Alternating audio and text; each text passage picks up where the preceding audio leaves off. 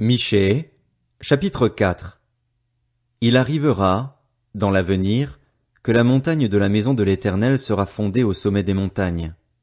Elle s'élèvera au-dessus des collines et des peuples y afflueront. Des nations s'y rendront en foule et diront, Venez, montons à la montagne de l'Éternel, à la maison du Dieu de Jacob. Il nous enseignera ses voies et nous marcherons dans ses sentiers. En effet, c'est de Sion que sortira la loi, et de Jérusalem la parole de l'Éternel. Il sera le juge d'un grand nombre de peuples, l'arbitre de nations puissantes, lointaines. Celles-ci mettront en pièces leurs épées pour en faire des socs de charrues, et leurs lances pour en faire des serpes. Aucune nation ne prendra plus les armes contre une autre, et l'on n'apprendra plus à faire la guerre. Ils habiteront chacun au milieu de ses vignes et de ses figuiers, et il n'y aura personne pour les troubler, car la bouche de l'Éternel, le Maître de l'univers, a parlé. Tous les peuples marchent, chacun au nom de son Dieu, mais nous marcherons au nom de l'Éternel, notre Dieu, pour toujours et à perpétuité. Ce jour-là, déclare l'Éternel, je rassemblerai les boiteux, je réunirai ceux qui étaient chassés, ceux que j'avais maltraités.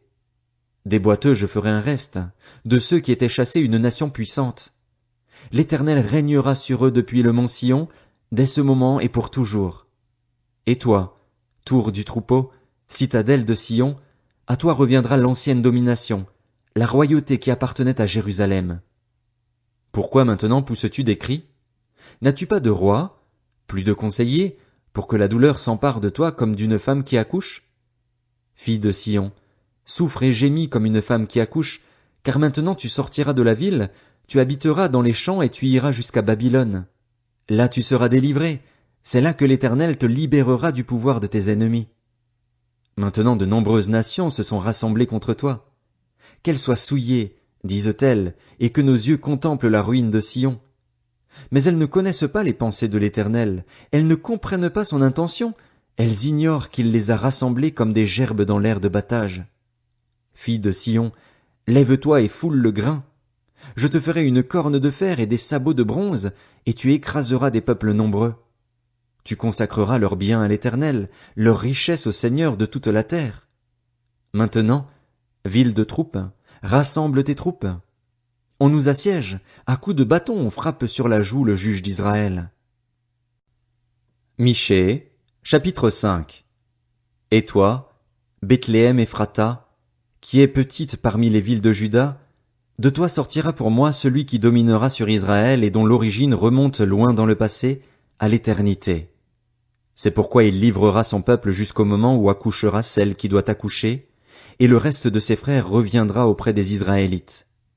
Il se présentera et les conduira avec la force de l'Éternel, avec la majesté du nom de l'Éternel, son Dieu, et ils auront une habitation assurée, car sa grandeur sera reconnue jusqu'aux extrémités de la terre. C'est lui qui ramènera la paix. Lorsque l'Assyrien viendra dans notre pays et qu'il pénétrera dans nos palais, nous enverrons contre lui 7 bergers et 8 princes du peuple. Ils conduiront avec l'épée le pays d'Assyrie et le pays de Nimrod à l'intérieur de ses portes. Il nous délivrera ainsi de l'Assyrien lorsqu'il viendra dans notre pays et qu'il pénétrera sur notre territoire. Le reste de Jacob sera, au milieu des peuples nombreux, pareil à une rosée qui vient de l'Éternel, pareil à des gouttes d'eau sur l'herbe. Elles ne comptent pas sur l'homme, elles ne dépendent pas des humains.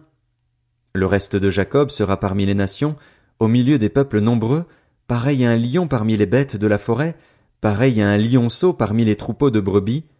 Lorsqu'il passe, il piétine et déchire 100 personnes pour délivrer ses victimes. Que ta main se lève sur tes adversaires, et que tous tes ennemis soient supprimés.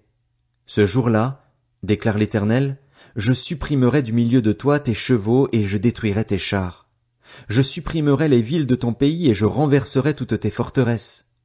Je supprimerai de chez toi la magie et tu n'auras plus de devins. Je supprimerai du milieu de toi tes idoles et tes statues et tu ne te prosterneras plus devant ceux que tes mains ont fabriqués.